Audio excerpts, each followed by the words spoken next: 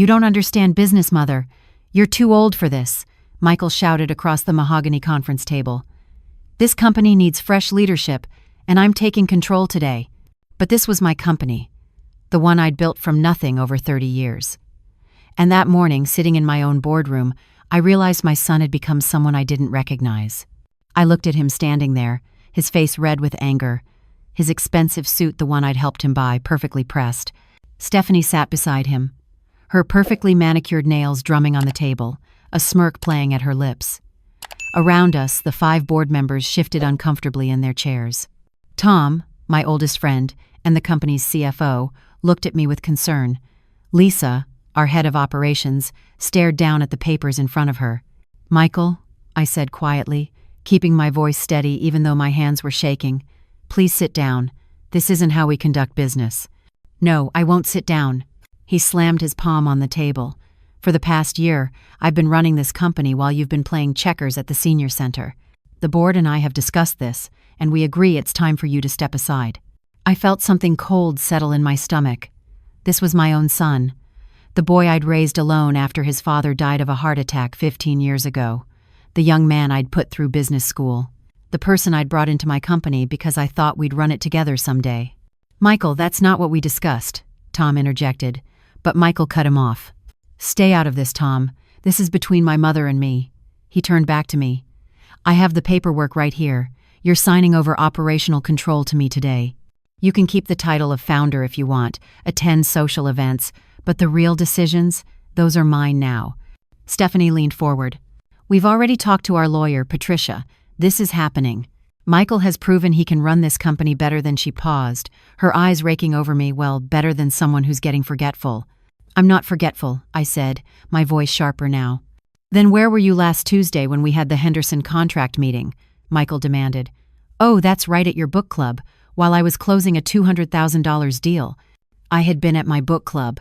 I'd started taking Tuesdays off 6 months ago because Michael had assured me he could handle things.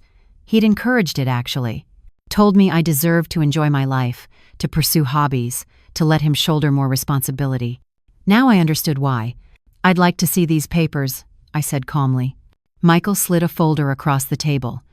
I opened it and scanned the documents. Transfer of operational authority. My signature line at the bottom. I looked up at him. "And if I refuse to sign? Then we'll have to pursue other options." Stephanie's voice was saccharine sweet. "No one wants that, Patricia. We're trying to do this the nice way." "What other options?" Michael leaned back in his chair, suddenly confident. "We have 3 board members who agree that your recent behavior has been concerning. Missed meetings, confusion about basic operational matters. Tom and Lisa might not see it yet, but the others do. If necessary, we can pursue a competency hearing." I looked at the other board members. David and Karen, 2 newer members Michael had helped recruit last year, wouldn't meet my eyes. James, who'd been with us for a decade, at least looked uncomfortable. "This is ridiculous," Tom said, his face flushing. "Patricia built this company from a garage workshop. She's forgotten more about this business than..." "Then what?" Michael stood up again. "Then I'll ever know? Is that what you were going to say?" "Well, let me tell you something, Tom. The manufacturing world has changed. Mom's old-school methods aren't cutting it anymore. We need innovation, digital transformation, things someone her age can't possibly understand." I felt my face burning, not from embarrassment, but from anger. I'd spent the last 3 years implementing new software systems, modernizing our supply chain, training our workforce on new equipment. I'd been the one pushing for change while Michael had been focused on flashy clients and expensive lunches. "I need time to review these documents with my attorney," I said. "You have until Friday," Michael said. "That's 3 days. After that, we're moving forward with or without your cooperation." The meeting ended badly. Tom stayed behind after the others left, his hand on my shoulder. "Patricia, this is wrong. Michael's been acting strange for months. Secretive. I tried to talk to you about it, but I know. I did know. I'd seen the changes in my son. The way he'd started dressing more expensively. The new BMW. The vacation to Hawaii he and Stephanie had taken last month. I thought he was just maturing, coming into his own." "There's something you need to know," Tom said quietly. "I've been noticing some discrepancies in the books. Nothing major, just small inconsistencies. But they're adding up. I was going to bring it to your attention this week. I looked at him sharply. What kind of discrepancies? Vendor payments that seem inflated. Expenses that don't quite add up. Like I said, individually they're small, a few hundred here, 1,000 there. But over the past 18 months, it's substantial. My mind was racing. 18 months. That's when Michael had convinced me to make him VP of Operations, when he'd taken over vendor relationships and expense approvals. How substantial? Tom hesitated. I'd need to do a complete audit to be sure, but my rough estimate? Somewhere between $50,000 and $75,000? I felt like the air had been knocked out of my lungs. $50,000 to $75,000. My son. My own son. Don't say anything to anyone yet, I told Tom. I need to verify this myself. That night, I sat in my home office, the same office where I'd drawn up the first blueprints for my company 30 years ago. Back then, I'd been a young widow with a 10-year-old son and a mortgage I could barely afford. I'd started making custom furniture pieces in my garage, selling them at craft fairs. Eventually, I'd expanded into small-scale manufacturing of specialty woodwork for local contractors. It had taken years of 16-hour days, missed school plays, and dinners eaten standing over the sink, but I'd built something real. Something I'd hoped to pass down to Michael someday. Now, I pulled up our company's financial records on my laptop. Tom had given me access codes to everything. I started with the most recent months and worked backward. There they were, the discrepancies Tom had mentioned. A payment to Henderson Supplies for $8,500 when the invoice showed $7,200. A consulting fee to a company I'd never heard of. Travel expenses that seemed excessive. I dug deeper. Many of the suspicious payments had been approved by Michael. Some went to vendors I recognized, but the amounts were inflated. Others went to companies I couldn't verify existed. By 3 a.m, I'd found over $60,000 in questionable expenses. My hands were shaking as I took screenshots and compiled everything into a folder. I wanted to believe there was an explanation, some mistake, some reasonable accounting error, but the pattern was too clear, too consistent. Michael had been stealing from the company. From me. The next morning I called my attorney, Richard Morrison. We'd known each other for 20 years. He'd handled everything from my husband's estate to the company's incorporation papers. Patricia, he said after I'd explained everything, this is serious. If what you're showing me is accurate, Michael has been committing embezzlement. That's a felony. He's my son, I said, my voice breaking. I know, but he's also defrauding your company. You need to decide how you want to handle this. I spent that Tuesday, the Tuesday I was supposed to be at book club meeting with Richard, and a forensic accountant he recommended. By Wednesday afternoon, we had the full picture. $68,000. That's how much Michael had stolen over 18 months. He'd been careful, never taking too much at once, setting up shell companies, inflating vendor invoices and pocketing the difference. The question is, Richard said, what do you want to do about it? I thought about Michael's ultimatum. 3 days to sign over control or face a competency hearing. I thought about him standing in that boardroom, calling me old and forgetful. I thought about Stephanie's smirk. I want to show the board, I said. Friday. At the meeting where he expects me to sign. Richard looked concerned. Patricia, once you make this public, there's no going back. Michael could face criminal charges. He should face criminal charges, I said quietly. What kind of mother would I be if I taught him that this is acceptable? Friday arrived. I dressed carefully that morning, choosing the navy suit I'd worn when we'd landed our biggest contract 5 years ago. I pulled my gray hair back into a neat bun. I looked at myself in the mirror and barely recognized the woman staring back. When had I gotten so old? When had my son learned to look at me with such contempt? I arrived at the office 30 minutes early. Tom was already there. Are you sure about this? He asked. No, I admitted. But I'm doing it anyway. The board members filed in. Michael and Stephanie arrived last, both looking confident. Michael carried a leather folder probably containing the transfer documents he expected me to sign. Shall we get started? Michael said, not even waiting for me to call the meeting to order. I believe we all know why we're here. Actually, I said, I don't think you do. Something in my tone made him pause. I saw a flicker of uncertainty cross his face. I've spent the last 3 days reviewing our company's financials, I continued, with the help of a forensic accountant and my attorney. The color drained from Michael's face. Mom, what are you? I'm talking now, Michael. My voice was steady. "You said I'm too old for this business, that I don't understand how things work anymore, that I'm forgetful and confused." I opened my own folder, but I remember quite clearly approving vendor contracts. I remember the amounts we agreed to pay, and I remember that those amounts are different from what was actually paid. "I don't know what you think you found, but I found $68,000 in fraudulent expenses," I said, looking him directly in the eye. "Money that was taken from this company over the last 18 months. Money that went into accounts controlled by you." The room went silent. Lisa gasped. Tom sat back in his chair, his expression grim but unsurprised. David and Karen exchanged shocked looks. Stephanie leaned forward. "You can't prove that. You're just making accusations because you're angry about losing control." I slid copies of the forensic report across the table to each board member. "Actually, I can prove it. Bank records, shell company registrations, invoice discrepancies. It's all documented here." Michael's hands were shaking as he picked up the report. His face went from white to red. "You had me investigated?" His voice was barely a whisper. "You tried to have me declared incompetent," I replied. "You stood in this room 3 days ago and called me old and confused. You demanded I hand over my company. So yes, I investigated. And I found exactly what you didn't want me to find." "This is a misunderstanding," Michael said, but his voice lacked conviction. "There are explanations for all of this." "Then explain," Tom said coldly. "Explain Henderson Supplies. Explain Northeast Consulting, a company that doesn't actually exist. Explain the $8,000 in travel expenses from the week you and Stephanie went to Hawaii." Stephanie stood up abruptly. "We don't have to listen to this. Michael, we're leaving." "Sit down," I said, and something in my voice made her freeze. "Both of you. We're not finished." I looked at my son, really looked at him. The expensive watch, the designer shoes, the arrogance that I'd mistaken for confidence. "When did this start?" I asked quietly. "When did you start seeing me as an obstacle instead of your mother?" He wouldn't meet my eyes. "You don't understand the pressure. Stephanie wanted things. Nice things. And the company was doing well. I just took what I'd earned." "What you'd earned?"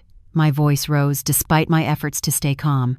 "You stole from me, Michael, from our employees, from the business your father and I built from nothing." "Dad's been dead for 15 years, Michael shot back. "This company is different now. It's grown, and you've been holding it back with your outdated methods and your refusal to modernize." "I modernized everything. I was standing now, too. I implemented new software. I updated our equipment. I trained our people. What I didn't do was steal money to fund a lifestyle I couldn't afford." The board members sat in stunned silence. Lisa was crying quietly. Tom looked like he wanted to punch something. Even David and Karen, Michael's supposed allies, looked horrified. "What happens now?" James finally asked. I sat back down, suddenly exhausted. "That's up to Michael. And to this board." Richard, who'd been sitting quietly in the corner, spoke up. "Mrs. Patterson has several options. She could pursue criminal charges for embezzlement. She could file a civil suit to recover the stolen funds, or she could handle this internally, with conditions." "What kind of conditions?" Michael's voice was small now. The arrogance was gone. I took a deep breath. "You resign from the company immediately. You repay every dollar you stole, on a payment plan if necessary. You enter therapy to figure out why you thought this was acceptable. And you hope that the board votes not to pursue criminal charges. That's it?" Stephanie's voice was shrill. "You're just going to fire him? After everything he's done for this company?" "Everything he's done?" Tom's voice was incredulous. "He stole $68,000. "If we pursue criminal charges," Richard said calmly, "Michael could face up to 10 years in prison for felony embezzlement. Mrs. Patterson is offering him a way out." Michael put his head in his hands. "I can't believe this is happening." "Neither can I said softly. "I keep thinking I'm going to wake up and this will all be a nightmare." The board voted. It was unanimous. Michael was terminated immediately. The company would not pursue criminal charges provided he met my conditions: full repayment, therapy, and a signed agreement never to seek employment in the industry again. Stephanie filed for divorce 2 days later. Apparently, a husband facing financial ruin and public disgrace wasn't what she'd signed up for. Michael had to sell the BMW, the watch, probably everything else he'd bought with stolen money. The local business community was shocked. We kept the details quiet. I didn't want to completely destroy my son's reputation, but word got out that there had been financial improprieties and Michael was no longer with the company. People I'd known for years stopped me at the grocery store, at church, at the post office. They wanted to know what had happened. Was it true? Had Michael really stolen from me? I gave them all the same answer. It's a private family matter, and we're handling it. But inside I was devastated. I'd wake up at 3 in the morning wondering where I'd gone wrong. Had I been too lenient, too trusting? Had I spoiled him after his father died, trying to make up for the loss? Tom found me in my office one evening, 3 weeks after the board meeting. I was sitting in the dark, just staring at a photo on my desk. It was from Michael's college graduation.